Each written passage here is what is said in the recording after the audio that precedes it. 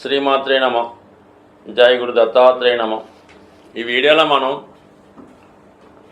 ఫిబ్రవరి 16 నుంచి 22 మధ్యలో జరగబోయే వార ఫలాలు పరిశీలించినప్పుడు కుంభరాశి వారికి రాశి యందు 3 గ్రహాల సంచారం.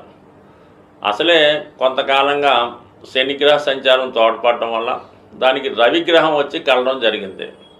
రవి శనిల కలయిక సాధారణంగా ఏంటంటే ఈ సమస్యలకి అదనంగా కొన్ని అనుకోని కొత్త సమస్యలు కూడా రావడం జరుగుతూ ఉంటుంది.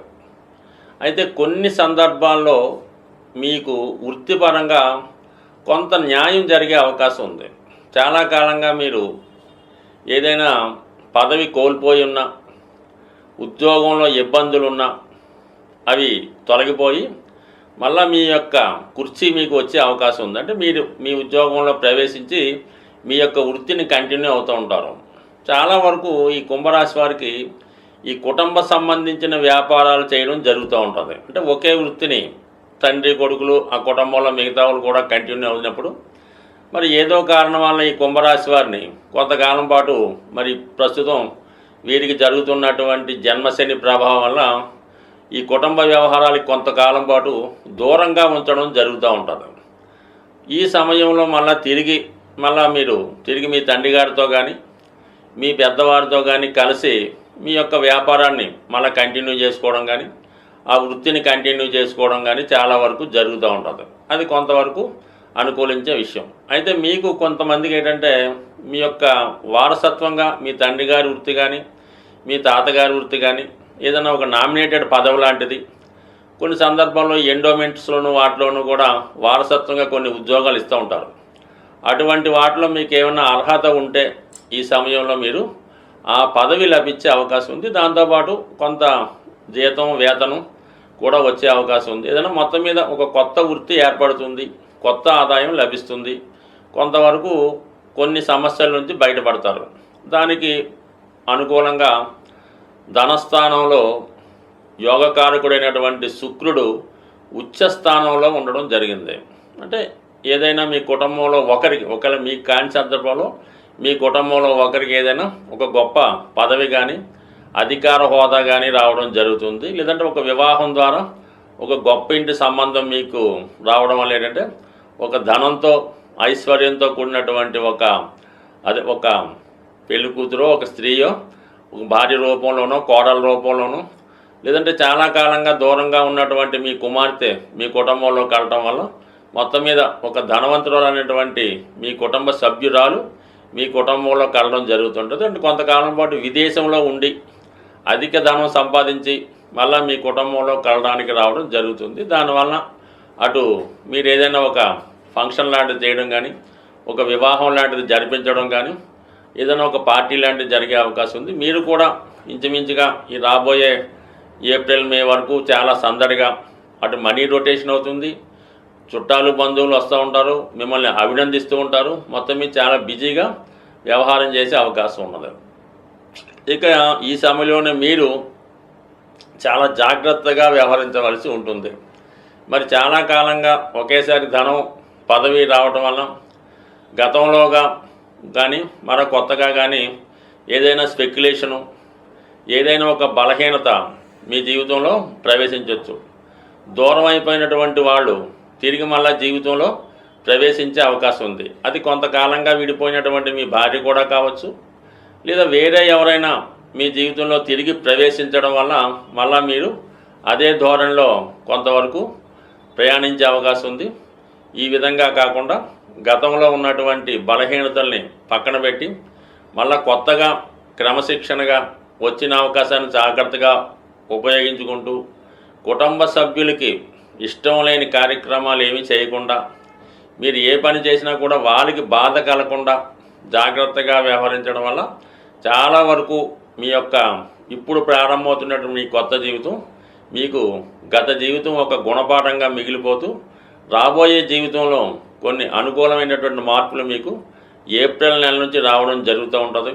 దానివల్ల చాలా వరకు మీ లైఫ్ అది మీ చేతిలోనే ఉంటుంది. మంచిగా మార్చుకున్నా మీ జీవితం మంచిగా వెళ్ళే అవకాశం ఉంది. తిరిగి మళ్ళా ఏదైనా ఊబిలోనో మాయలోనో వ్యసనలోనో పడితే మళ్ళీ అగైన్ అదే సీను రిపీట్ అయ్యే అవకాశం ఉంది. కాబట్టి ఏదైనా ఇటు రాహువు, అటు శని, అటు శుక్ర, ఈ గ్రహాల ప్రభావం మిమ్మల్ని చాలా వరకు మీ నిర్ణయం పైన మాత్రమే ఆధారపడి ఉంటుంది. బట్ ఏదైనా చతుర్థంలో ఉన్నటువంటి గురువు ఏదో ఒక స్థిరాస్తి ఇచ్చే అవకాశం ఉంది. మిమ్మల్ని ఏదో విధంగా నిలబెట్టే ప్రయత్నం మాత్రం ఈ సమయంలో జరుగుతుంది. సాధారణంగా గ్రహస్థితి మనకి అనుకూలించినప్పుడు, గ్రహాల స్థితి బాగలేకుండా ఇబ్బందులు పడుతున్నప్పుడు ఏ ఒక్క గ్రహం గురించో మనకి ఈ ఇబ్బందులు వస్తున్నాయి అనుకోకుండా సుమారుగా అన్ని గ్రహాల ప్రభావం నుంచి బయటపడడానికి సాధారణంగా కొన్ని మంచి కార్యక్రమాలు చేయడానికి మన పెద్దవాళ్ళు నిర్ణయించడం జరుగుతూ ఉంటుంది అన్నమాట. కామన్గా ఏమవుతారంటే ఇది ఏలినాటి శని జరుగుతుంది, కేవలం ఆ శివాలయంలో నవగ్రహాల దగ్గరికి వెళ్ళడం, ఆ శని భగవానుడి ఏదో కొద్దిగా అభిషేకం ఏదో చేసి రావడం జరుగుతుంటుంది.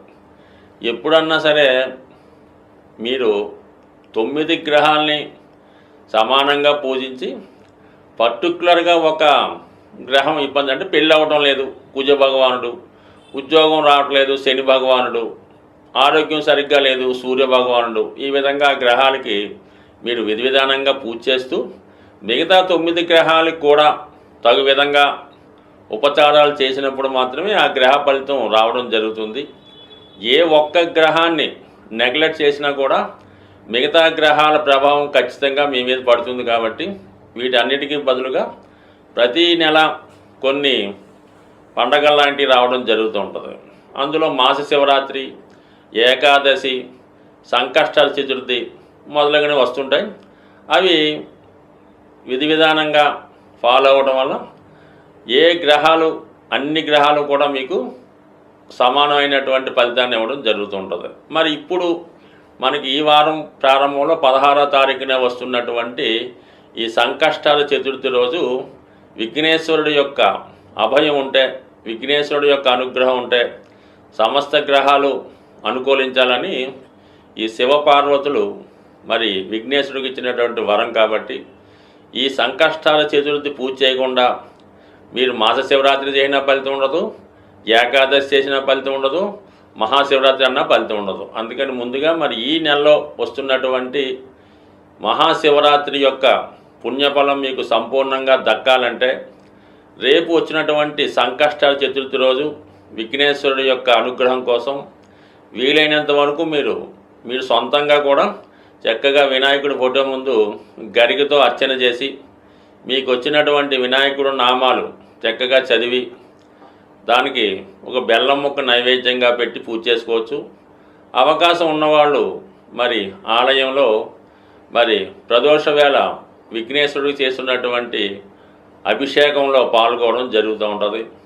ఎవరైతే సౌభాగ్యం కోసం ప్రయత్నం చేస్తున్నారో, పెళ్లి కోసం ప్రయత్నం చేస్తున్నారో వాళ్ళు మరి స్వామివారికి గంధం నీళ్ళతో కానీ పశువు నీళ్ళతో కానీ అభిషేకం చేయడం వల్ల, మరి ధనం కోసం ప్రయత్నం చేస్తున్న వారు చెరుకు రసంతో కానీ పాలతో కానీ తేనెతో కానీ అభిషేకం చేయడం వల్ల, మరి ముఖ్యంగా ఆరోగ్యం కోసం చేస్తున్నవారు ఇప్పుడు వస్తున్నటువంటి నలుపు రంగు ద్రాక్ష పళ్ళు రసంగా చేసి వాటిని అభిషేకంగా చేయడం వల్ల కానీ, ఏదైనా ప్రతి అభిషేకానికి ఒక ప్రత్యేకమైన ఫలితం ఉంటుంది. ఏదైనా ఇందులో భక్తి ఇంపార్టెంటు. చక్కగా మరి సంకష్టాల చతుర్థి రోజు సాయంకాలం పూట అభిషేకంలో పాల్గొని చక్కగా స్వామివారిని ఆశీర్వచనాలు పొంది ఇంచుమించుగా రోజంతా కూడా చాలా నియమంగా ఉండడం వల్ల మరి యొక్క ఆయన అనుగ్రహం ఖచ్చితంగా పొందుతారు. దీని తర్వాత వచ్చే మహాశివరాత్రి రోజు మీరు ఏదైనా ఒక టెంపుల్లో ఎక్కడన్నా సరే ఒక శివలింగాన్ని దర్శించుకొని ఆ స్వామికి విధి విధానంగా అభిషేకం చేసుకోవడం వల్ల, దర్శనం మాత్రం చేత కేవలం చిన్న నామంతో సంతృప్తి చెందినటువంటి గొప్ప దైవం మరి రెండు కూడా ఈ నెలలో మీకు ఈ గ్రహ దోషాల నుంచి బయటపడడానికి ఉపయోగపడుతున్నాయి. కాబట్టి చేసుకున్న వాళ్ళకి చేసుకున్నంత ఏదైనా భక్తి శ్రద్ధ ఇంపార్టెంటు. బట్ ఏదైనా చక్కగా దైవానుగ్రహం పొందాలంటే ఈ మాఘమాసం మించింది లేదు, అందులో మహాశివరాత్రి మించింది లేదు. అందుకే జన్మానికి ఒక శివరాత్రి అంటే ఏంటి అర్థం?